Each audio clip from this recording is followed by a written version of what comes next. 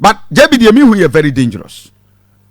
Video me say very dangerous. Akoma FM. Video if free Maakro. Maakro. Maakro. Suame Maakro. Suame Maakro. Serious. Where you deaf trap?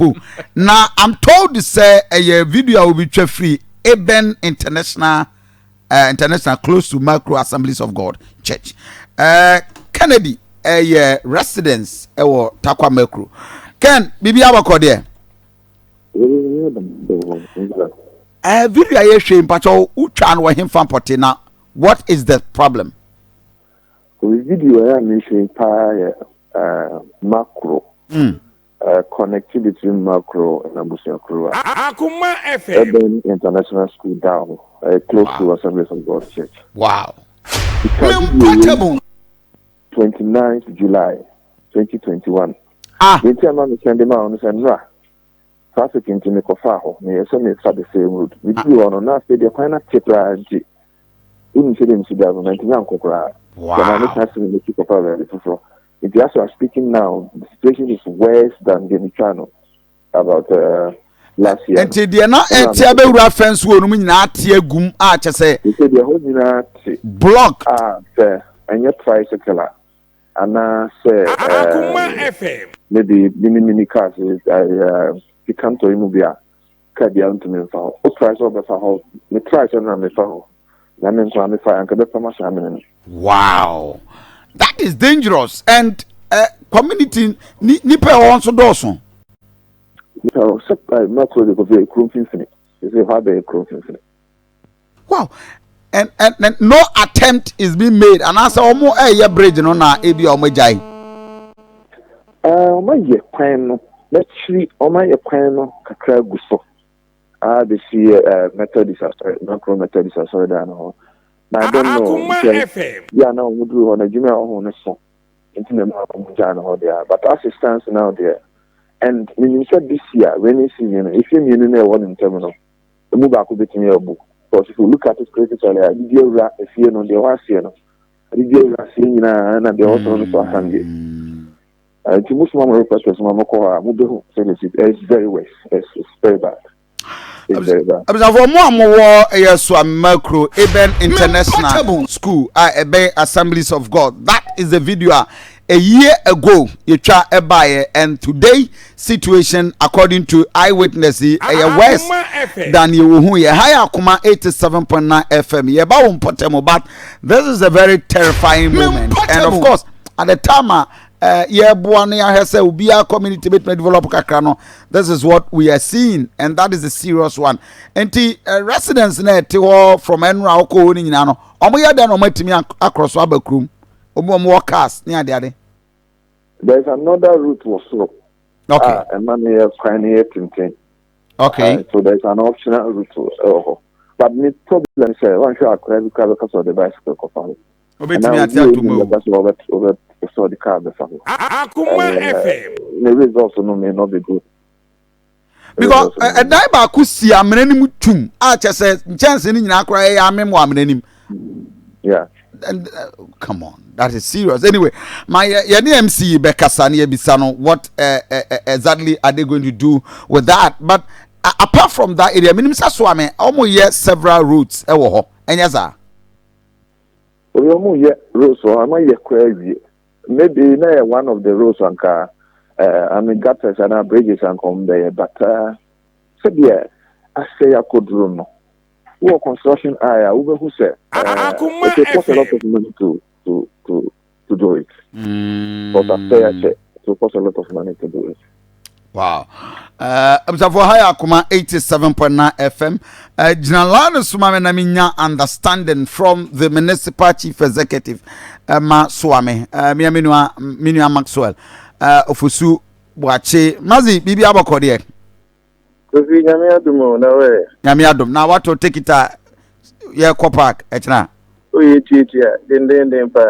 Yeah, Mr. VIP ni jiso yi ba kuma me na me dey am toy no bi area. Me popular stand o. VIP. VIP wonye de. Na watimi akoshi jama. Watimi akoshi jama. I see. But Mazi, me should be. That's great. Anope Yamra the entire me friend anope. The residents was Suame. Takwa Maakro Eben International School close to Maakro Assemblies of God. A very disturbing video, and this was taken last year. And you see area na ya block. We are kwana bedu baby and womujaye, and the area is a serious situation. Ensure ebabe to we are aware of that area. Akoma FM. May aware pa. Edienes. No masem ne say. Ankasa ne kwan na ho. Okay. If you kwa penyi pe so nyame bo ade se dia papa bi kan na anu. Ka kwan fa hoda. Okay. Ka kran fa hoda. Okay. Before 2020 election. And I want to say so I'm so nyame antum ni nyuma ekoso. Thanks to a member of parliament the fire kwan. Ya kwan do na na yenye ye but omo teso am so hu say areas do na so nyuma ekoso. Portable. And Maakro na nkasa so kwa na ka kwan fa baby ada. I see. But obia bi me be ya gine sesi am no kasa Maakro be se ne motu am ne mantwe nyina na se yeguso asphalt.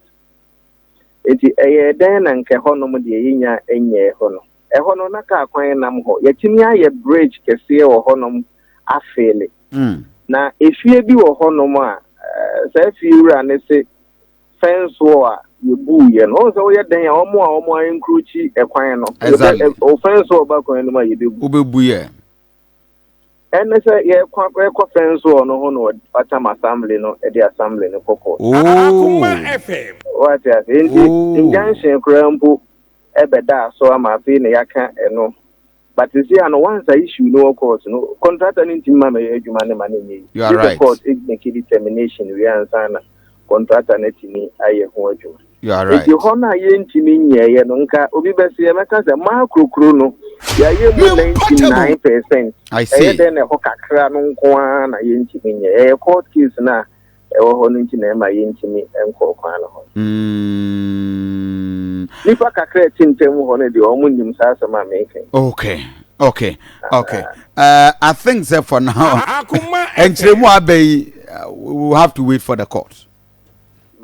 We'll have to wait for the court. But me were problem kakra from airport run about. Maybe Jinasoma mena this Kennedy what year the MC the assembly or court. Okay, Kobe. Be the ACP. Now Mazi Mamisa from airport Suame runabout. I'm not one failing kakra who committed this so down still. As I critic beam. Your contractor no site this year. Oh, really? Well, back last week. Final contract. The Amaya but you say, we in can find it through her. Yeah. That's why me a day qua Francho, finding a busy fire. Very busy. Very busy. Tamale, Faho, Wafaho, Burkina, Ubia, Fahobi. Yeah. It's my Yeshia, FS, a kind of Papa Bena, as the first way. You can say, who close the Quina and a long stretch, Nina. Assembly. That's the so we decided to see a bayano piece by piece and bit by bit. Also this year and I started with waterworks and Nimuhonum. Okay. The total filling station. Omwe but the baby to at net here. Yeah. The only time there was you two form according to technical people no na me can say I'm not an expert in road construction. Today I can't chairman I am the manching. Nti omo be yi na tie na san a compact e ho ni bio ansan na yegu sapeti ansan gu asphalt. This oba waterworks e dey ba total Ghana water ni mo dey ba total filling station wa. Omo san tu amana na wo ho no omo yi ye wo ho ni nyina san fill for egu sapeti na wi asan gu asphalt na enra de manfa ho no. Okay. Asat Emirates ya fa na kakakra no mo yi apota ho no etu omu wie ho na ye be omo be piki afri ho aba be si bi nrom junction ho no then kakran kopim se omo be ye omo ye kwan stretch ni nyina no enye pothole patching kwan ye ko bi ye ne ye asphalt valley atoso akwa akosi ye afrancho Okay. Until for now, the Yenya Arishemu say it's worked on. Oh, Juman contractor no site away Juma. Ubia wafa hono is free last week.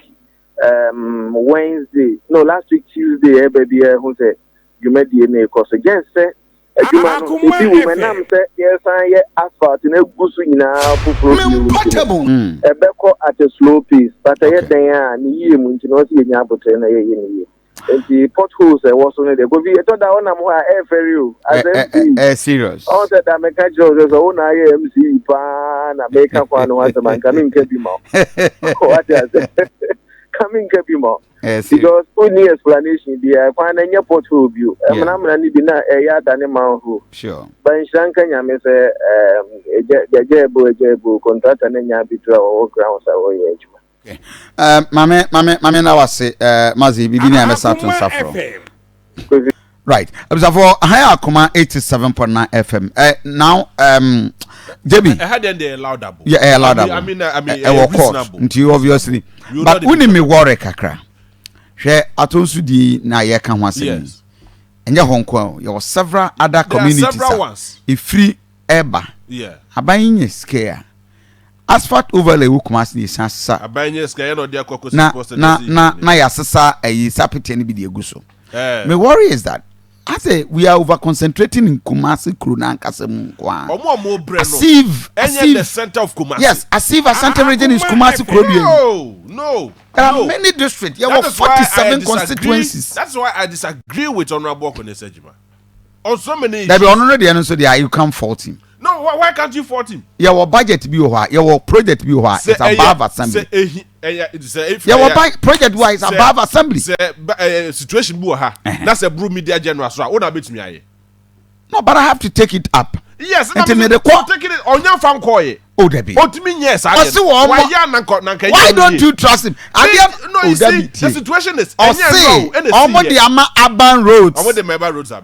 I don't say you for no member roads that. So they are doing the temporary one. Community need here the temporary one. They haven't taken the pragmatic measures or maybe solve the situation. Sir. Of course, because apart from urban roads, even Minister of Works and Housing, this one, if beyond the assembly now, they can. We are talking about routes. Of course. What you say? We almost have bridge and casa. Bridge and casa. Minister of Roads, Minister of Housing. Yes, I did. I said so. Watch one casa in feature ho a sabe bia nsuo uniform no ho wa ye ho. So nyeho. This are some of the issues. Asenso watch na nkasa mfichire bridge gugu ho ba bi wonye. Ebina yesem akokoye at least unim. But yeah there now. Who lobbying skills? I am not I am not holding brief for Akoniasa. But let me tell you for a fact. Abani niska. Assembly niska. Ade bi wo ho a. Yen kan okra nche. Ade situation wo ha. Na se media general so muntumi solve. Kofi Asante, usi ka yesay. Obeye kwa kosi say. It's the same thing no. Oh, so they should take measures. Someone yan kakra. No muntumi who said they are solving the permanent situation, not a temporary one. Because landlords for the banners of mobile bomu ya. Omusi kanu will not be able to solve permanent it. No almost say any almost change because it's not part of our budget for this year. They can't do it and they need it. For this one, Akoniasa is right. And to me, I disagree with him because one, the situation is that and your budget beyond the assembly. It is not a district assembly. Yeah, a municipal assembly. Which of course, yes, yeah. It's the demand will be high. Yes, it is any sika, not some budget. Okay, they should take it up to the higher level. But here residents to solve the situation. I think you are not understanding the whole thing. I do. Let me get it clear. Mami repeating me home for the last time. Akoniasa say the community no have come to him say yes. Pay that bridge no dia show mo budget because it was going to be a temporary situation. Yes, because na normal football. Yes. And the community decision was right. Say you hear the permanent bridge. Which was going to be a permanent situation to the problem. Yes. And was say sa permanent na mo pay no. Yen so yen budgeting for this year.